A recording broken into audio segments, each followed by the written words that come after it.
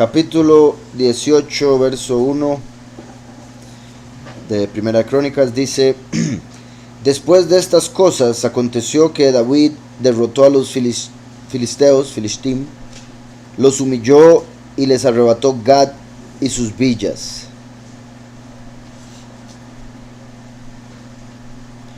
Los humilló y les arrebató Gad y sus villas. ¿Recuerdan lo que habíamos leído del capítulo anterior, cómo se conectaba con el fin de los tiempos, ¿verdad? Llevaba ahí una cronología para variar, ¿verdad? Pero sí, se conectaba bastante con el fin de los tiempos y la guerra conocida como Har-Megiddo para establecer el reino de Yahweh sobre la tierra. Curioso, aquí pelea contra los Filistín, los humilla y arrebata Gad. Entonces se puede ver cómo, recuerden que Filistín es extranjeros o extraños, como los que no pertenecen a esta realidad o en sí a la realidad eterna, la verdadera, ya que esta es temporal y por ende existen impíos, pero van a desaparecer para la otra. Entonces se puede decir, así como nosotros somos extranjeros en esta realidad, no somos del mundo, no somos de lo temporal, los impíos lo serían en la otra. Entonces cuando se da el proceso de cambio de esta realidad a la otra, ellos se convertirán en los que tienen que ser expulsados. Y por eso, como los Filistim aquí, y después dice, los humilló y les arrebató Gad. ¿Recuerdan? Ahora hablaba con el hermano Harman, de hecho, esto de, curioso que dice los humilló, ¿verdad? Es como les gana y tras de eso les dice, qué rico. Y obviamente es porque son impíos, y es lo que el Padre dice, que el que se exalta, Yahweh lo humilla. En este caso lo hizo a través del pueblo. El que se humilla, Yahweh lo exalta. Y es ese que es exaltado por Yahweh el que terminará humillando al enemigo. Me refiero a Satán y todos los que le sirven. Y esto era parecido a lo que veíamos en el final del libro de Yashar, cuando decía Yahushua, ¿verdad?, que puso a los líderes a poner su pie sobre el cuello de los enemigos para que supieran que eso es lo que Yahweh haría con todos nuestros enemigos. Entonces dice, los humilló y les arrebató Gad y sus villas. Gad, ¿verdad?, como el falso Elohim, a quien llaman Dios, Gad en inglés. Y esto también se conecta con la presa, ¿verdad?, del aceite o el lagar de la ira. Dice, también derrotó a Moab, y los moabitas fueron siervos de David y le pagaban tributo. Aquí se puede ver a los Filistim como, por ejemplo, ángeles caídos de Gad, el tercio de los ángeles que caen con Gad, Lucifer. Y después los moabitas, como siempre he dicho, los que son como fariseos. Recuerden que a los fariseos Yahushua les dijo, ustedes son de su padre Hasatán, y de su padre es lo que significa Moab, porque fueron hijos de incesto. Y recuerden que hay algunos ángeles caídos que están debajo de la tierra, ¿verdad?, en el abismo, y van a ser soltados en las trompetas. Entonces, y le pagaban tributo. Asimismo derrotó David a Hadad-Ezer, rey de Sobá, en Hamat, cuando éste iba a asegurar su dominio sobre la región del Éufrates. Recuerden que el Éufrates es un límite, uno de los límites de Israel, de la tierra prometida, pero también representa, bueno, es el límite entre Israel y Asiria, y representa el límite entre esta vida y la otra, porque Asiria significa un paso, así como uno a un paso está de entrar al otro mundo. Y repito, representa un límite. Recuerden que ese límite es interesante. ¿Se acuerdan, como he mencionado muchas veces en la historia del ministerio, que entre más nos vamos acercando al fin y a entrar a la otra vida, el velo entre lo físico y lo espiritual se va a ir haciendo más delgado y más delgado y más delgado? Similar al momento cuando Yahushua muere y se rompe el velo en el templo, como para entender que ya estaba abierto para el reino celestial. Sin embargo era invisible. Entonces ahora se necesita que se rompa el otro velo para poder ver, por ejemplo, el arca, como cuando muere el testigo como Moshe y se deja ver el arca en el templo después de su resurrección. Entonces también vemos que en Apocalipsis, en las trompetas, en las plagas postreras, se seca el Éufrates para que puedan pasar los que van a ir a pelear en la guerra conocida como de Har-Megiddo. Entonces, así como se va a romper el velo o se va a dejar ver el arca, se va haciendo el velo entre lo físico y lo espiritual más delgado, igual el Éufrates se va secando y eventualmente se va a secar completamente. Ya está bastante seco, para que pasen caminando los que van a ir a luchar a esa batalla.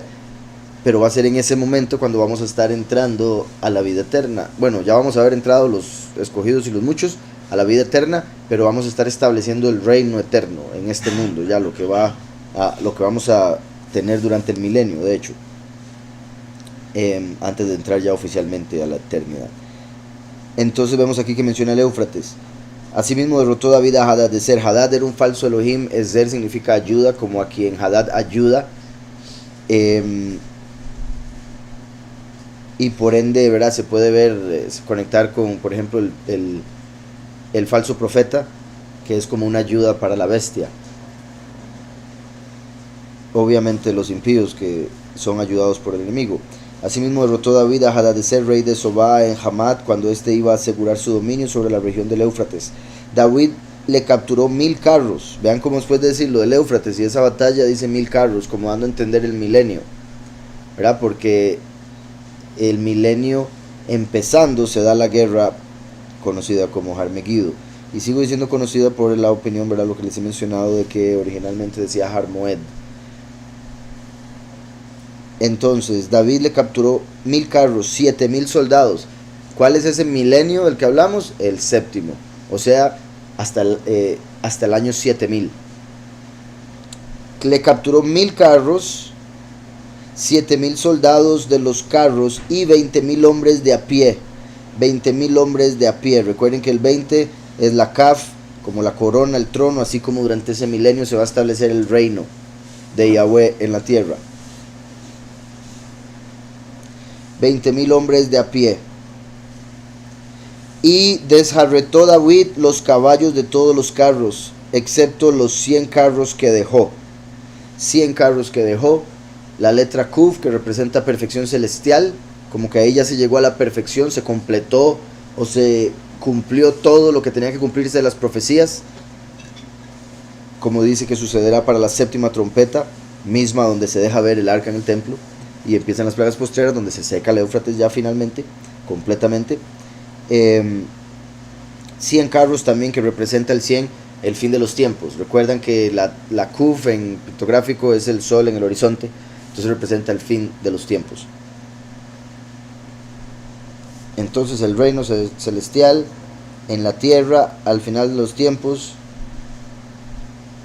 cuando ya se completará todo. Dice: luego llegaron los sirios de Damasco. Los sirios de Damasco, esos son los aramí, los de Aram, los exaltados. De Damasco, Dameshek, que se puede traducir, normalmente se traduce como el que teje ropas de silicio, ropas ásperas. Lo traducen, si no me equivoco, como el que silenciosamente teje ropas ásperas. Y eso se puede interpretar como los dos testigos, ¿verdad? Porque viene como el último como ladrón en la noche vistiendo ropas ásperas. Pero también Dam Meshek se puede ver como sangre del heredero, haciendo alusión a Mashiach, ¿verdad? En el sentido positivo, obviamente. En este caso son enemigos. Entonces, luego llegaron los exaltados. Se podría decir los exaltados que tejen ropas ásperas, o sea, los que traen sufrimiento, en ayuda de Hadad Ezer, en ayuda del que ayuda a Hadad. Entonces ellos ahí están representando a Hadad, el falso Elohim, rey de Soba. Pero David hirió de ellos 22.000 hombres. 22.000 hombres. El 22, ¿verdad? Obviamente, como ahora he dicho, la Kaf, se le uniría a la Bet, Kaf Bet, que por ende se puede ver como el trono y la palma de la mano de Yahweh sobre el templo, sobre la congregación, o el arca en el templo, ¿verdad? El templo es la Bet, el arca es la Kaf. Sobá significa estación. Hadad Ezer se dice viene de Hadar, que significa honor, pero como les he dicho, lo ven a Hadad en ese tiempo como un Elohim. Entonces, la ayuda del honor sería de verlo. Okay. Dice después: luego llegaron los sirios de Damasco en ayuda de Hadadezer, rey de Sobá, pero David hirió de ellos 22.000 hombres. Y puso David una guarnición en Siria de Damasco. Y los sirios fueron hechos siervos de David, sometidos a tributo, pues Yahweh daba el triunfo a David donde quiera que iba. Vean cómo ahí parece cerrar al menos parte de la historia. Yahweh le daba el triunfo a David por donde quiera que iba. O sea, representa al que sale venciendo y para vencer, el que va a triunfar al final. Ajá, buen punto, casi que lo mismo, solo que con Yahushua ben Nun, ¿verdad? Josué, el hijo de Nun. Y recuerden que ambos representan lo mismo, primero y último, dependiendo cómo se vea, pero ambos están conectados con primero y último. También curioso que Siria son los de Aram, que repito, los exaltados, que sería como decir, los que son exaltados en este mundo van a ser esclavos del pueblo escogido en el otro. Por eso los que dicen ser judíos y no lo son, sino que son la sinagoga de Satanás, vendrán y se inclinarán a vuestros pies y reconocerán que te he amado, dice Yahweh. Entonces, una guarnición en Siria, que sería en el lugar exaltado de Damasco, de la sangre del heredero. Entonces va a poner una gente en un lugar exaltado por el heredero de la sangre, que es Mashiach. Y los sirios fueron hechos siervos de David, ¿verdad? Los exaltados se hicieron esclavos, sometidos a tributo. Recuerden que la escritura habla de que en el milenio las naciones van a tener que traer tributo a Jerusalén, como lo vemos aquí. Pues Yahweh daba el triunfo a David donde quiera que iba. Tomó David los escudos de oro que llevaban los siervos de Hadad-ezer y los llevó a Jerusalén, asimismo a Tibhat y de Kun. Asimismo de Tibhat y de Kun, ciudades de Hadad-ezer. Asimismo de Tibhat y de Kun, ciudades de Hadad-ezer, tomó David muchísimo bronce, con el que Shlomo hizo el mar de bronce, las columnas y los utensilios de bronce, ¿verdad? Lo que eventualmente usaría para hacer el mar de bronce del templo, que representa a las naciones, el mar, el bronce Grecia, que es parte de las naciones y representa la cultura más común en el fin de los tiempos entre las naciones, y creencia en la apostasía, claramente. Kun, establecido, como de Yaquín, y Tibhat, extensión.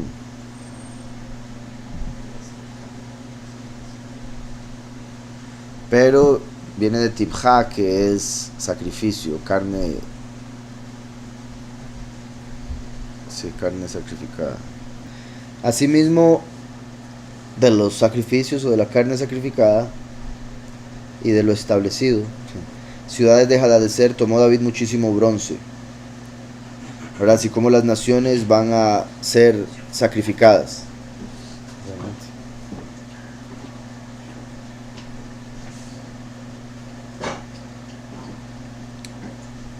Las naciones, es que se puede ver Tibhat como los muchos que van a tener que pasar por muerte, y Kun como los que se van a establecer como reyes en el milenio.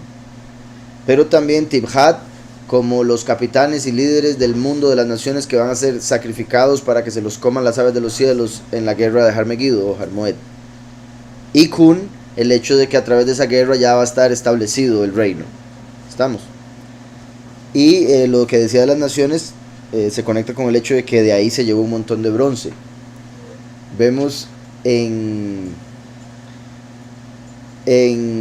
lo anterior que dice el oro que llevó de Hadad-ezer, los escudos de oro, esos los puso en el templo, los habían usado como adorno, como representación de su fuerza, y después con Babel se llevaron todo.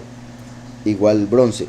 Aquí dice, con el que Shlomo hizo el mar de bronce, como decía, que representa a las naciones, era el lugar de purificarse o limpiarse los sacerdotes para hacer los sacrificios y demás. Pero estaba en el patio, que es la parte del templo que representa a las naciones, lo más alejado del centro. Las columnas, ¿verdad? Yaquín y Boaz, que representan al primero y al último, y los utensilios de bronce, que representan a los muchos. Entonces vemos como si estuviera diciendo que de las naciones saldrían un grupo como el mar de bronce, una vez que fuese purificado. Otro grupo como los utensilios, los muchos. e incluso se podría decir los dos testigos, como las columnas. Y me refiero en el sentido de que vienen de entre las naciones, pero ¿verdad? Porque siempre digo las dos columnas primero y último. Y serían de oro, en ese caso. De hecho, vean que el oro ya se había mencionado y eran escudos. Y en la armadura espiritual, el escudo es la fe. Los 144,000 son los que tienen la fe que es, por eso son los que son fieles y escogidos. Entonces, con eso me devuelvo un poco. Tomó también David los escudos de oro, que eso representaría los 144,000, que de hecho son primeros los 144,000 llevados como el trigo y después los muchos como las uvas. ¿De dónde? De entre las naciones. Entonces, los escudos de oro que llevaban los siervos de Hadad-Ezer, la ayuda del honor, y los llevó a Jerusalén, o los que tienen honor y serán ayudados, ¿verdad? Los honorables que recibirán ayuda, como los escudos de oro, finalmente llevados a la instrucción de Shalom a Jerusalén, la tierra prometida, la capital, y como había dicho, como la nueva Jerusalén, ya para ese momento, bueno, para el final del milenio. Asimismo de Tibhat y de Kun, como había dicho, de los sacrificios. Asimismo, a través de los sacrificios se dio el establecimiento del reino. Ciudades de Hadad-Ezer, tomó David muchísimo bronce, naciones. Con el que Shlomo hizo el mar de bronce, las naciones, las columnas, los testigos y los utensilios de bronce, los muchos. Cuando yo estoy,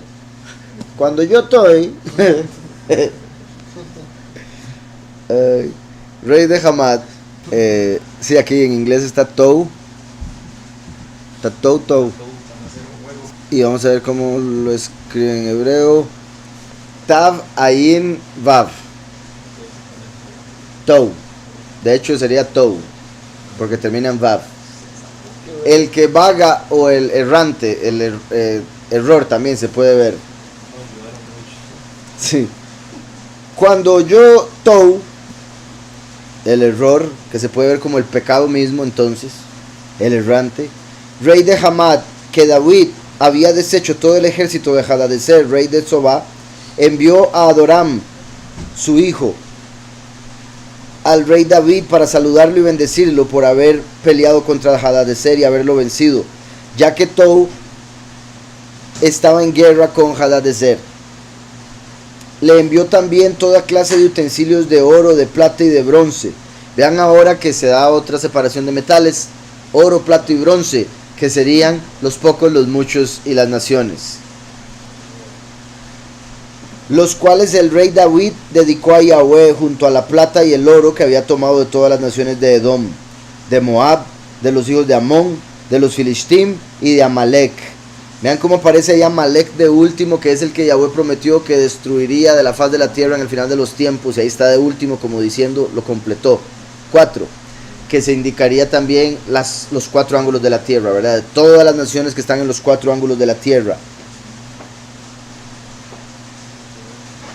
Edom, ¿verdad? El rojo, como el dragón rojo, se conecta con Samael, como el error Tou, bueno, pero ahí estamos viendo que él por lo menos estaba dando honor, porque vencieron al enemigo que lo estaba venciendo a él. Ahora, decía Edom como Samael, Moab como Lucifer, Amón como Azazel. Esto yo lo menciono en el libro, ahí digo las conexiones o el porqué. Edom es rojo y el rojo se conecta con el pecado, se conecta con Samael, que de hecho era el ángel de Edom. Se conecta con Roma y con los que dicen ser judíos y no lo son, sino que son la sinagoga de Satanás. Digamos, si nosotros, digamos, Moab significa de su padre, en el sentido positivo nosotros somos del padre Yahweh, ¿verdad?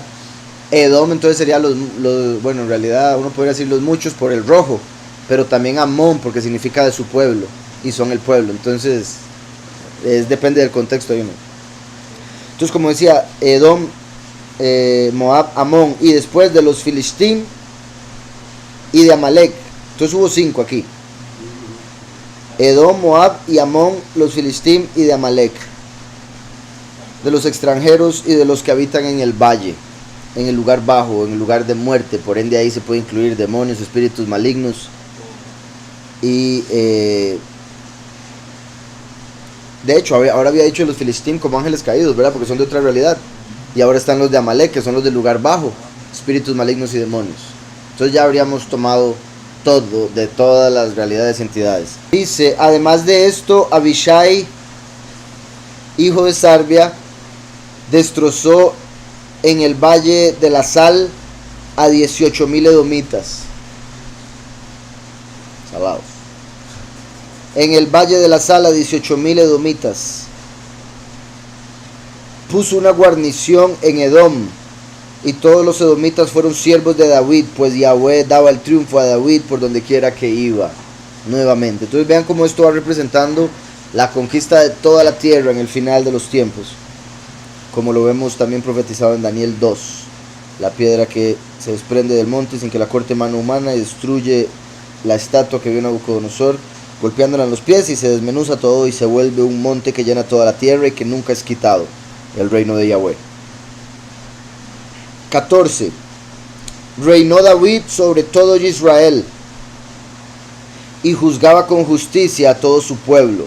El valle de Sal queda al sur del Mar Muerto, ¿verdad? Tiene sentido, es el lugar más bajo. El Mar Muerto, ¿verdad? Por el montón de sal que hay en ese mar, uno no se puede, bueno, se puede sumergir, pero se sumerge y rápidamente flota, lo saca. Es súper, se siente pesado, gruesa el agua, como si fuera aceite, densa, exacto, como si fuera un aceite. Y ustedes han visto, como la vez pasada que andamos buscando esas piedras, que se ven piedras así que pareciera como si fueran cuarzo, pero son pura sal, así piedras de sal así de ese tamaño así gigante, bueno, de muchos tamaños. Tristemente, por como manejan Israel, está bien feo, sinceramente. No sé, como que uno llegue y dice, qué hermoso, ¿verdad? Pero debería ser lindo. Ahora, debería ser lindo en el sentido de que es algo tan raro en la tierra, ese lugar. Pero sí, es extraño, repito, por el calor, el agua tan densa, tan salada. Son muchas cosas, hace que no pueda haber vida dentro de esa agua. Entonces representa el Seol. Por eso se llama el Mar Muerto. Donde van los muertos es al Seol. El mar, ya el mar en sí representa el Seol. Ahora imagínense el Mar Muerto, el más bajo y el más salado, donde ni siquiera puede vivir ningún pez. Entonces, aunque han encontrado últimamente algunos que han salido como cumplimiento de las profecías de Ezequiel, y de hecho es parte de lo que quiero decir aquí. Recuerden que en el milenio todavía va a existir el Seol, pero Yahweh va a sacar de ahí a los muchos, y al final del milenio a todos los que hayan muerto en Mashiach, y a los que estaban en el infierno los va a sacar también, pero para juzgarlos y echarlos al lago de fuego junto con el infierno. ¿Está claro? Entonces vean qué curioso que dice, además de esto, Abishai, hijo de Sarbia, destrozó en el valle de la sal, como si fuera el Seol, ¿verdad? Recuerden lo que ahora decía de Amalek también, el que habita en el valle, que eso representa lo más bajo, como el valle de sombra de muerte. Entonces vean cómo el Mar Muerto, el valle de sal, ambos representan el Seol, donde van los muertos. A 18,000 edomitas. El 18 es el valor numérico de Jai, Het Yud, que es viviente o vida, como he mencionado con respecto a Yahushua, volviendo la vida a un 18. Entonces, a 18,000 edomitas, que sería como dando a entender que tomó control incluso del Seol y dio vida a los que estaban ahí, que obviamente la recibirán. Y como dije, incluso los impíos van a recibir vida, o sea, van a ser resucitados, pero para ir a ser condenados. Eso es como la segunda muerte. Exacto. Y ahora les toca la segunda, sí.